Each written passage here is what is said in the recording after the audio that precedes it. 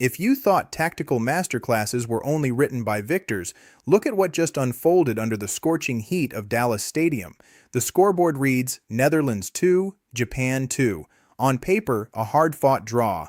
But on the grass, this was an elite, high-grade tactical chess match that pushed a European powerhouse to the absolute brink. For the first 45 minutes, Ronald Koeman's Dutch side put on a clinic in positional geometry, with Frenkie de Jong dictating the tempo like a chess grandmaster from deep midfield. The Orange starved Japan of oxygen.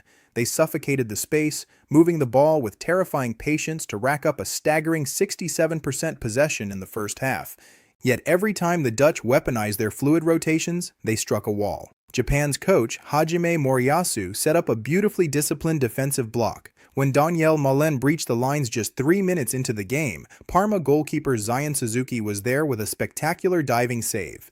30 minutes later, Suzuki denied Malen again, batting away a bullet header at ankle level. At halftime, the Dutch had twice as many passes, but the Samurai Blue refused to crack. Then came the second half, and the game transformed from a cautious chess match into a literal battlefield. In the 50th minute, the Dutch structure finally paid dividends. Denzel Dumfries delivered a pinpoint cross, and captain Virgil van Dijk did what he does best, planting a beautifully angled header off the far post to break the deadlock, 1-0 to the Netherlands. Against elite European nations, going down 1-0 usually triggers a collapse, but inside the Japanese camp, panic is a foreign concept. Instead of breaking, the Samurai Blue found an immediate injection of left flank urgency. Just 6 minutes later, Takefusa Kubo manipulated space beautifully on the wing, pulling a clever ball back to the edge of the box. Keito Nakamura picked it up, visualized the near post, and whipped a stinging right-footed strike right through a defender's legs and past Bart Verbruggen. Just like that, 1-1.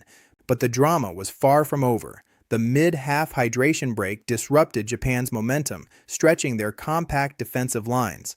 The Dutch seized the moment. In the 63rd minute, Ryan Gravenberch slid a pass into pockets of space between the lines.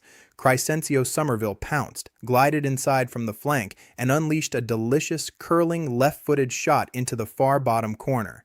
It was pure individual brilliance, 2-1 to the Netherlands. Once again, the underdogs were down. Once again, the Dutch support in the stands went wild. But watch the tape. As the Orange celebrated, the Japanese players formed a discussion circle in the center circle. No waving hands, no shouting, just complete tactical recalibration. Moriyasu looked at his bench and made a decisive triple substitution with 15 minutes left, introducing Junya Ito and Koki Ogawa to pile on structural pressure. Time was evaporating. The clock ticked into the 88th minute. Japan earned a whipped left-wing corner.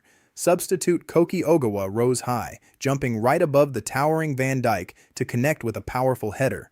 The ball ricocheted off Crystal Palace midfielder Daichi Kamada's head, completely wrong-footing Verbruggen, and sailed into the back of the net. Dallas erupted into absolute chaos as the entire Japanese bench emptied onto the pitch. Twice behind, twice level. Japan proved that structural discipline and an unshakable team character can neutralize possession dominance. Group F is completely wide open. The Netherlands leave Dallas with immense questions about holding leads, while Japan takes a massive psychological point into their next clash against Tunisia in Monterrey.